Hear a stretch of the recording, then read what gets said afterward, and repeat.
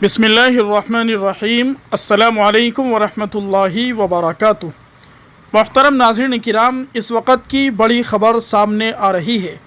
CM योगी को जान से मारने की मिली धमकी, कहा बाबा सिद्दीकी जैसा हाल कर देंगे, इस्तीफ़ा का किया गया मुतालबा। जी हाँ नाज़रीन किराम, पूरी ख़बर सुनाने से पहले आपसे मुक़द्दिमाना दरख्वास्त है, अगर आप हालात हाज़रा से वाकिफ़ रहना चाहते हैं तो आप हमारे चैनल को ज़रूर सब्सक्राइब कीजिए। उत्तर प्रदेश के सीएम योगी आदित्यनाथ को जान से मारने की धमकियां मौसूल हुई है। मुंबई पुलिस के कंट्रोल रूम में यूपी के सीएम योगी आदित्यनाथ को लेकर धमकी आमेज पैगाम दिया गया है।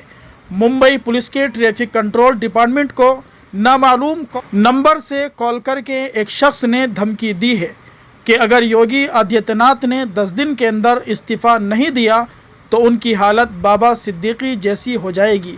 गुज़िश्ता हफ्ते की शाम को ये धमकी आमेज पैगाम मौसूल होने के बाद मुंबई पुलिस ने इस मामले की तहकीकात शुरू कर दी है।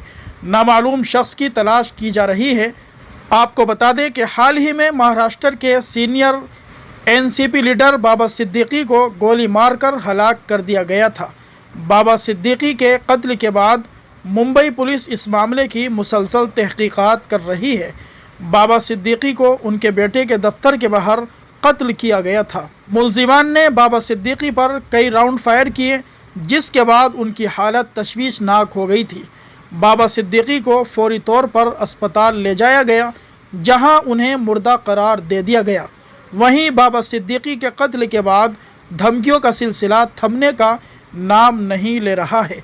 पप्पू यादव को भी जान से मारने की धमकी मिल चुकी है।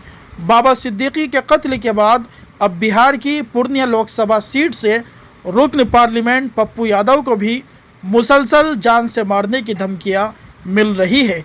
पप्पू यादव ने पुलिस से लेकर वज़ारत दाखिला तक उसकी शिकायत की है।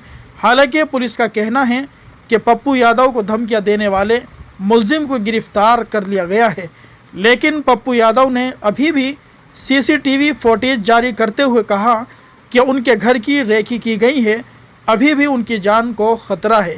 पुलिस ने किसको गिरफ्तार किया है, इसके बारे में उसे कुछ मालूम नहीं है।